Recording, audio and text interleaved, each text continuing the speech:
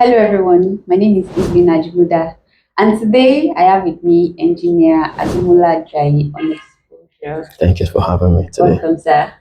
Okay, so today we're going to be talking about a very interesting yet disturbing issue.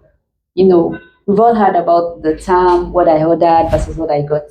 So, sir, can you help us, and can you tell us ways that we can track our deliverables to avoid, what I ordered versus what I got? Okay, thank you so much for asking that question. I think it's quite disturbing, Okay. even for those of us in the industry, not to now talk of the consumers or the end users of the product. I remember an incident I had as far back as 2016. I ordered 10 units of two 50-watt panel from a vendor. I said then, we're just coming up. We didn't have the kind of distributorship we have now. And this vendor sent me 10 units of 200 watts in place of 10 units of 250 watts. Wow. But then I knew the dimensions that I should expect from a 250 watt panel. Okay. So I knew that this was not 250 watts. Just by looking at it. By the dimension. When you look at the dimension, as at then, you should know the dimension that correlates to a particular wattage. When you know that each cell, this is the capacity, maybe each cell has 5 watts, I multiply, check the number of cells, then you know the dimension. So I knew this was 200 because as at then, a 200 watt panel has a particular size, 250 watt panel has a particular size. So it sent me, and when I pushed him, he knew it couldn't even argue with me. So this was in 2016. Now we are in 2025. Things have gotten way worse. That incident I had then made me realize that before anything can be stocked, before anything can be sold, it has to be tested.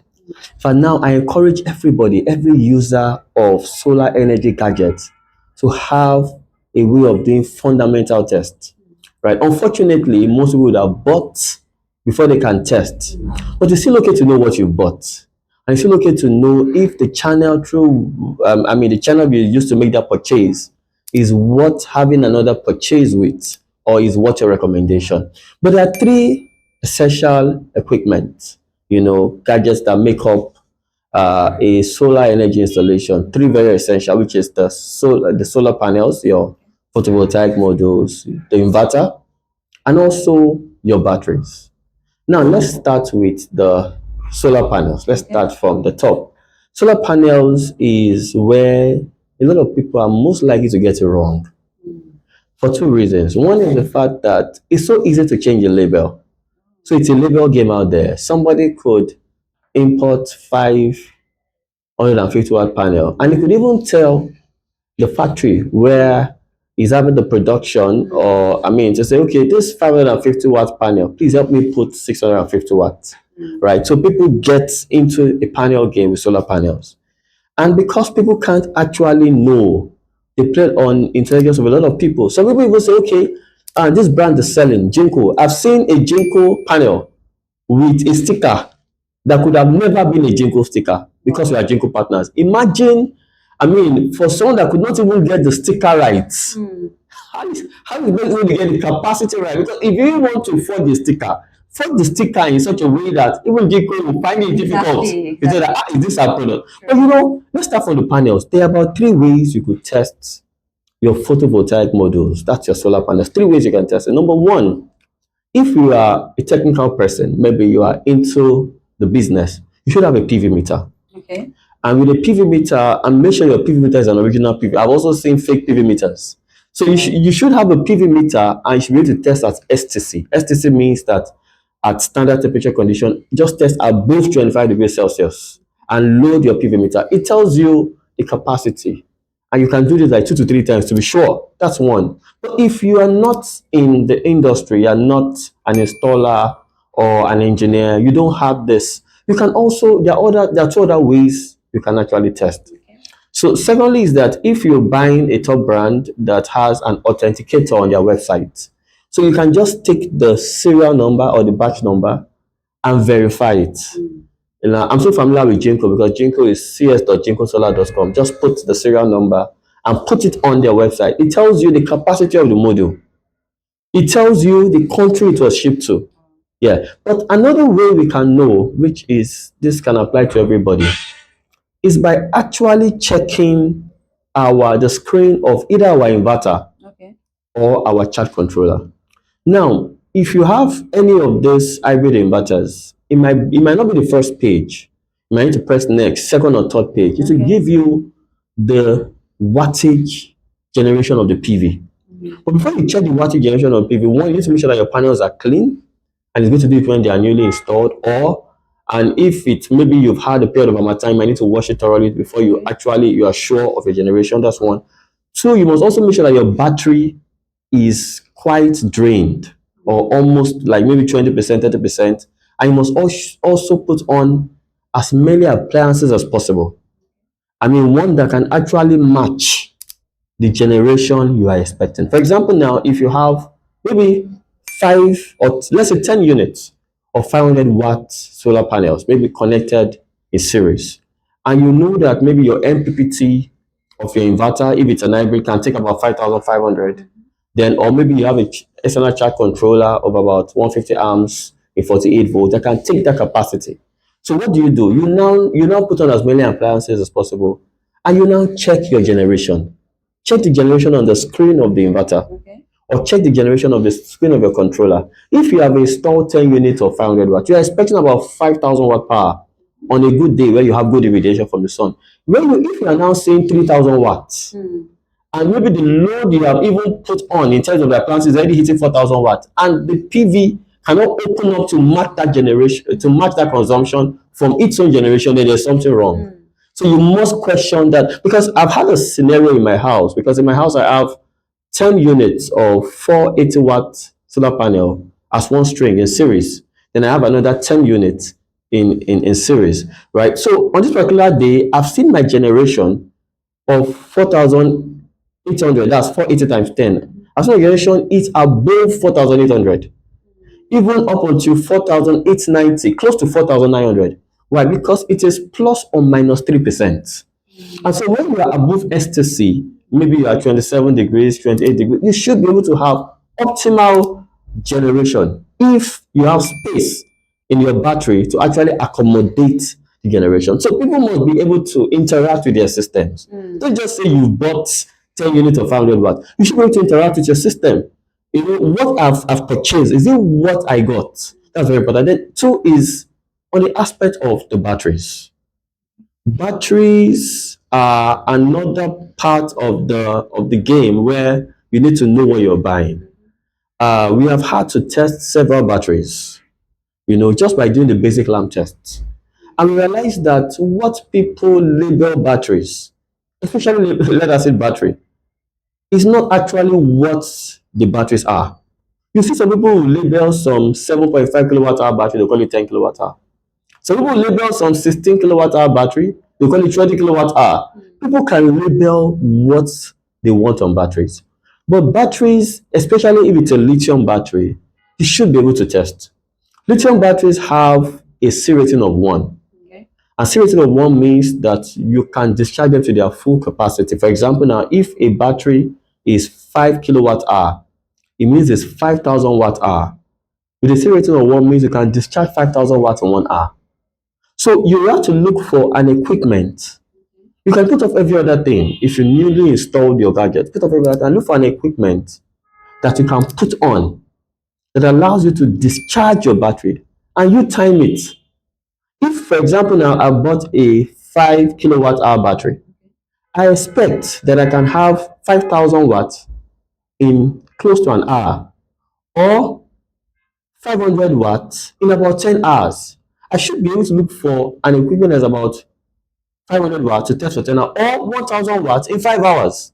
Now, I would not recommend people testing with inductive loads. Okay. Loads that have like compressors, like your fridge, freezers, because sometimes, especially if you have the older gadgets, they could have what is called the startup current, and which actually makes them have startup power, some up to 2 to 3 times. But I always recommend resistive loads. Resistive loads are basically loads that take electrical energy and convert it to heat energy when they are actually performing their function. Like your incandescent bulb, we don't really use those incandescent bulbs anymore because we say they are not, energy friendly. But those yellow incandescent bulbs, one can decide to buy 200 watts, two and or three, or even 200 watts and 100 watts. But just be sure that you're buying a good product also that you can trust. Because some products they will say is 100 watts, by the time you check it, it's actually 80 something watts. But just make sure that you have 500 watts, Okay. and put on your 500 watts on your 5 kilowatt hour battery, for example. Do you have 10 hours? If you have 10 hours or 9 hours plus, then you've bought a 5 kilowatt hour battery. And the same thing, if you put on 500 watts in a 10 kilowatt hour battery, then you should actually know you should expect about 10 hours. Sorry, about 20 hours on a 10 kilowatt hour battery if you're actually going to use 500 watts. So you should be able to test these things. And I encourage everybody to find time, invest in some extra small gadget that allows you to test. Even if you want to use any other equipment that is 1000, just make sure that it can give you constant power for that period of time and test it. So that's on the aspect of batteries. I will recommend batteries being tested. Based on what we've seen several batteries that we always have to tell the manufacturers, we're sorry, we can't promote this product because it's not being up to expectation. So I've talked about the solar panels, I've talked about the batteries. Now let's go to the inverter. Inverter also has its own issues, right? We've seen situations whereby some people will label a 3,500 watt inverter as 5,000 watts. Wow. It's very common these days. Or a 7,500 watt inverter, they will label it as 10,000 watts, right? But for you to actually test your inverters, you need to first ask yourself, what is the rating? Because if the rating of inverter is in kilowatt, then you are dealing with the real power.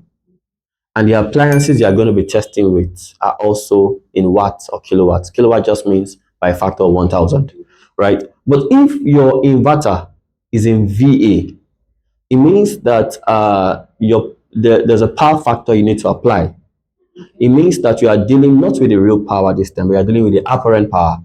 And so if it's in kVA, you need to first ask the manufacturer, what is the power factor of this inverter, or check on the data sheet. But for most inverters, they vary between 70, that's 0.7 power factor, to 0.8, some 0.9. But most top brands will be about 0.8. That is usually when the inverter comes with kVA.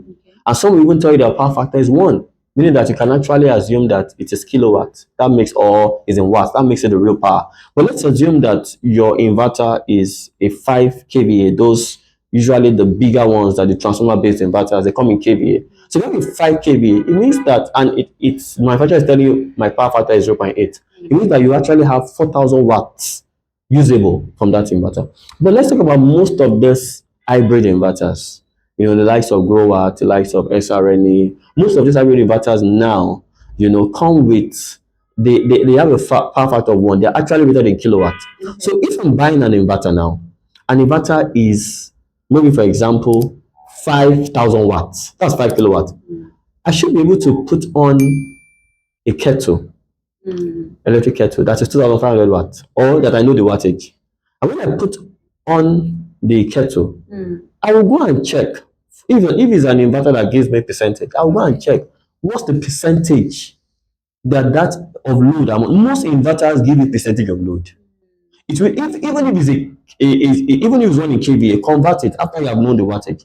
If it's the one in the real power, which is kilowatt or watt, you should know what it is. So if I put on electric kettle that is 2,500 watts, and my inverter is telling me 70%, then there's a problem. It means that what I have is about 3,500 watts. But if I put on 2,500 watts, and my inverter is telling me 50%, then I bought a proper 5 kilowatt or 5,000 watt inverter. So people should be able to interact with their system. Gone are the days where you will buy a system and you will interact with it. Then for the hybrid inverters, just generally now, they are monitoring devices. A lot of devices have monitoring devices. Some are the manufacturer's monitoring devices, and some are third-party monitoring devices. Those monitoring devices with your Wi-Fi enabled, and from your phone, from anywhere, you can actually check what you are consuming. Wow. Yes, so you know the percentage on the inverter. You can check. You can from anywhere.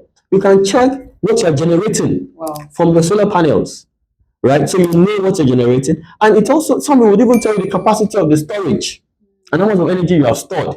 So there are different ways you can know these things, but gone were the days where you will buy gadgets in Nigeria as at now or in any country and not interact with the system. Because right now we've seen it when you are even interacting with some manufacturers abroad, especially those that are just trying to get their product to the country. They won't be the one telling you that this 16,000 watt hour battery or this 16 kilowatt hour, should we help you write 21 or 22? They'll be the ones telling you these things. You know, so these are the issues in the industry, and we need to continue to interact with our devices. We need to continue to ask questions. This you can't afford to just be asleep. You will get nonsense. So we must interact with our gadgets. Thank you so much. Thank you so God much bless for you. this high-opening Thank you so much. session. Thank you so much. Have a Viewers, take care. thank you. Have a great day.